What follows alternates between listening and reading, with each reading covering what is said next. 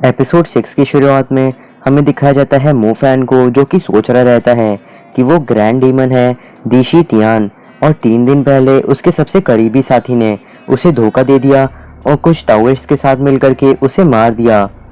लेकिन किस्मत से वो किसी तरीके से बच गया और एक मोफैन नाम के लड़के की बॉडी में आ गया। लेकिन उसने नहीं सोचा था कि यहाँ पे भी ताओइस्ट होंगे और मोफैन भी एक ताओइस्ट होगा। मोफैन के सर के ऊपर उसी समय कोई पत्थर मारता है और कहता है कि तुम क्या कर रहे हो और क्या सोच रहे हो वहाँ किनारे बैठ करके। वो वही तीनों लड़के थे जो कि हमेशा मोफैन को परेशान करते थे। एक लड़का अखरोट दे रहा था और दूसरा फेंक रहा था। वो लड़का कहता है, जिसका नाम लू है, कि तुम क्या फिर से डिमोनिक टेक्निक्स को प्रैक्टिस करने के बारे में सोच रहे हो या कोशिश कर रहे हो। मास्टर ने कहा था कि उन्होंने तुम्हारे अंदर से सारी की सारी डिमोनिक एनर्जी खत्म कर दी है। लेकिन लू को नहीं लग रहा कि वो मोफैन के ऊपर काम करेगी और वो मास्टर के ऊपर भरोसा भी नहीं करता।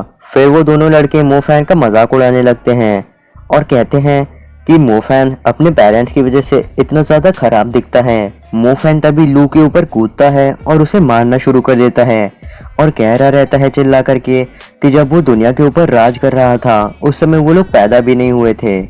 इसीलिए अभी मोफैन उसे मारेगा और सिखा देगा ताकि वो उसके साथ फिर से इस तरीके से बात ना कर सके, और वो काफी ज्यादा बहादुर बन रहा है।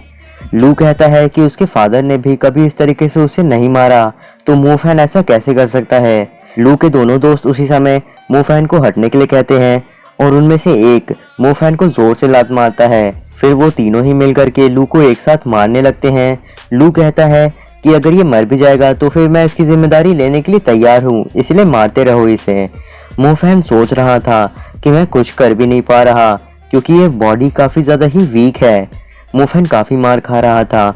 उसी समय रोउ युआन आती है सभी के पीछे से और उसे सारी बातें पता चल जाती हैं क्योंकि सारे लोग मोफैन के बारे में ही बात कर रहे थे। रोउ युआन तभी कहने लगती है चिल्ला करके उन सभी को रुकने के लिए और वो लोग क्या कर रहे हैं। रोउ युआन तभी जाकर के एक लड़के को दूर करती है मोफैन से और कहती है, मोफैन अभी अभी ठीक हुआ है और तुम लोग उसे फिर से बुली करने लग गए, क्या तुम्हें थोड़ी सी भी दया नहीं आती। वो लड़के कहते हैं कि ये यहीं पे सभी चीजें खत्म नहीं हुई और मोफैन फिर से एक लड़की के पीछे छुप रहा है अपनी जिंदगी के लिए और सिर्फ वही कर सकता है ऐसा। रोउ युआन तभी कहती है मोफैन से, यहाँ क्या हुआ और तुम्हें क्या ज्यादा चोटें लगी हैं। मोफैन रोउ युआन का हाथ दूर करता है और कहता है उसे उसकी जरूरत नहीं है। मोफैन फिर वहां से उठ करके जाने लगता है और सभी को देख करके सोचता है कि जब मैं फिर से ग्रैंड डीमन हेड बनूंगा तो फिर ये लोग मुझसे डरेंगे। रोउ युआन मोफैन का हाथ पकड़ती है और कहती है कि वो क्लास मॉनिटर है, इसीलिए मोफैन की जिम्मेदारी रोउ युआन के ऊपर है। तो फिर रोउ युआन के साथ मोफैन तुरंत ही सिक रूम में चलेगा जहाँ पे उसका इलाज होगा। फिर रोउ युआन उसे खींच करके ले जाने लगती है। मोफैन कहता है कि उसे वो जाने दे, नहीं तो वो उसे पंच करेगा।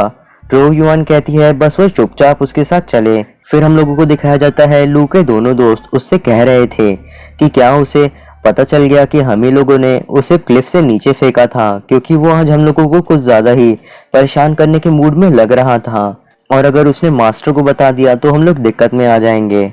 लू कहता है कि उन लोगों को चिंता करने की जरूरत नहीं है क्योंकि मोफैन को याद नहीं होगा कुछ भी, और अगर याद भी होगा तो भी वो कुछ नहीं कर पाएगा। हम लोगों को बस थोड़ा समय बिताना होगा इसी तरीके से और उसके ऊपर नजर रखनी होगी ताकि वो उस चीज के बारे में किसी को बता ना दे।